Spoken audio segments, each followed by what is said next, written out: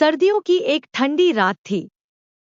श्यामला गांव के पास एक पुरानी और खंडहर जैसी हवेली पहाड़ियों के बीच खड़ी थी। इस हवेली को लोग भूतों की हवेली कहते थे। कोई भी वहां रात में जाने की हिम्मत नहीं करता। रवि और उसके दोस्त मोहित और नेहा गांव में नई जगह खोजने के लिए आए थे।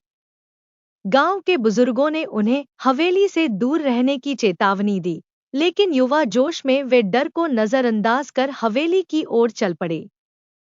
हवेली का दरवाजा जंग लगा हुआ था। रवि ने जैसे ही उसे धक्का दिया, दरवाजा अपने आप चरमराता हुआ खुल गया। भीतर अंधेरा था और ठंडी हवा के झोंके ने उनकी रीढ़ की हड्डी में सिहरन पैदा कर दी। हॉल के चारों ओर जाले थे और दीवारों पर पुराने चित्र लगे थे, जो अजीब सी आंखों से उन्हें घूर रहे थे। नेहा ने धीरे से कहा, "ये जगह सच में अजीब है।" तभी अचानक एक खिड़की जोर से बंद हो गई। मोहित ने हिम्मत जुटाकर कहा, "आओ, ऊपर चलते हैं।" सीढ़ियां चरमराने लगीं, जैसे कोई उन पर पहले से चल रहा हो। ऊपर के कमरे में एक पुरानी अलमारी थी। रवि ने उसे खोलने की कोशिश की, लेकिन अलमारी जैसे अजीब सी आवाज में "रुको" कह रही हो। नेहा ने अलमारी के पीछे एक छेद देखा, जहां से रोशनी निकल रही थी। वे तीनों उस छेद से भीतर झांकने लगे। वहां एक रहस्यमय कक्ष था, जिसमें एक पुराना संदूक रखा था। उन्होंने छेद को बढ़ाकर अंदर घुसने का फैसला किया। कक्ष के भीतर घुसते ही दरवाजा अपने आप बंद हो गया। संदूक के पास जाते ही एक ठंडी आवाज गूंजी, "इस संदूक को खोलोगे तो अपने भाग्य को खोलोगे।" रवि ने साहस दिखाया और संदूक खोला। अंदर एक पुरानी डायरी और कुछ धातु के सिक्के थे। डायरी खोलते ही उसमें से एक तेज रोशनी निकली और हवेली में गूंजने वाली आवाजें और तेज हो गईं। डायरी में लिखा था कि इस हवेली के मालिक ने लालच में आकर अपने परिवार को धोखा दिया था। उसकी आत्मा को मुक्ति नहीं मिल पाई थी और अब वह हवेली में कैद थी। रवि और उसके दोस्तों को पता चला कि सिक्कों को गांव के मंदिर में ले जाकर पवित्र जल से धोना होगा। सुबह होते ही वे सिक्के मंदिर ले गए। जैसे ही उन्होंने सिक्कों को पवित्र जल से धोया, हवेली से आने वाली रहस्यमयी आवाजें हमेशा के लिए बंद हो गईं। गांव वालों ने उन्हें धन्यवाद दिया और हवेली का खौफनाक रहस्य हमेशा के लिए खत्म हो गया। गांव वाले चुड़ैल से छुटकारा पा लिया और गांव में फिर से शांति आ गई। सब लोग अच्छे से रहने लगे थे। कभी किसी को कोई चीज की आवश्यकता नहीं पड़ी। सब कुछ सबके पास पड़ा हुआ था।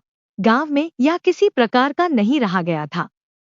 सारे लोग मिलजुल कर रहते थे, आपस में प्यार करते थे। एक दिन सुबह सुबह तीनों दोस्त मिलकर प्लान मिले कि हम दूसरे गांव घूमने चलते हैं। दूसरे दिन घूमने जाने के लिए घर से निकल पड़े। रास्ते में जाकर बहुत ही अंधेरा हो गया, तो वह सोचने लगे क्यों ना हम आज रात यहीं ठहर जा। वह जंगल में इस ठहर गए। जैसे जैसे रात बिता अचानक जाने लगे। आवाज सुनकर तीनों डर गए। वह सोचने लगे। तभी उन्हें दिमाग से प्लान आया और वह प्लान को अप्लाई किया। तब जाकर तीनों सुरक्षित बचे और वह अपने गांव लौटा है।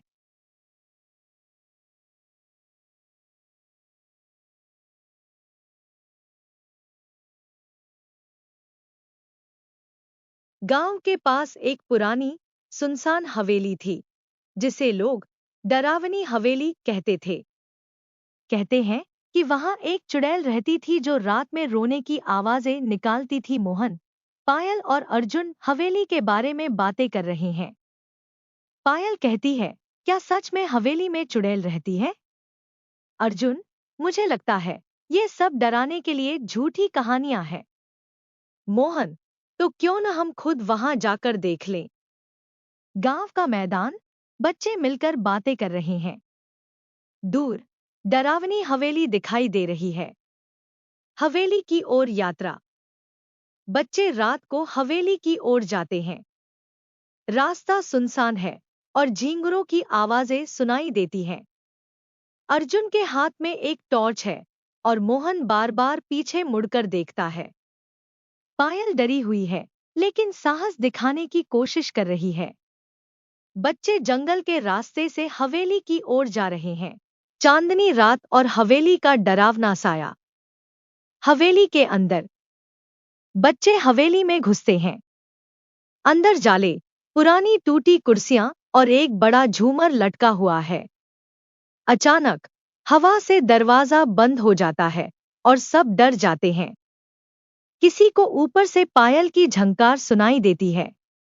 हवेली का अंदरूनी दृश्य, बच्चे डरे हुए, झूमर और टूटे सामान के बीच रहस्यमय माहौल। चुड़ैल का प्रकट होना। एक सफेद साड़ी में लिपटी चुड़ैल सीढ़ियों से उतरती है। चुड़ैल की आंखें चमक रही हैं और वह गुस्से में बोलती है, कौन है जो मेरी नींद खराब करने आया? बच्चे घबरा जाते हैं और माफी मांगते हैं। चुड़ैल सफेद साड़ी में, बाल बिखरे हुए, आंखें लाल और डरावना चेहरा। बच्चे डर के मारे कांपते हुए। रहस्य का खुलासा। विवरण। चुड़ैल अचानक हंसने लगती है। वह कहती है, मैं कोई असली चुड़ैल नहीं, गांव की रक्षा करने के लिए यह नाटक करती हूँ। बच्चे समझ जाते हैं कि डरावनी हवेली सिर्फ एक अफवाह थी। चुड़ैल अपनी नकली पहचान दिखाते हुए। बच्चे आश्चर्यचकित और राहत महसूस करते हुए। गांव वापसी। बच्चे गांव लौटकर सबको असली सच बताते हैं। गांव वाले हंसते हैं और कहते हैं कि अब कोई डरावनी हवेली की कहानी नहीं बनाएगा। बच्चे और गांव वाले खुशी से बातें कर रहे हैं। ये कहानी सिर्फ मनोरंजन के लिए बनाया जाता है। कोई भी घटना कहानी से पात्र नहीं है। पूरा वीडियो देखने के लिए आपका बहुत बहुत धन्यवाद।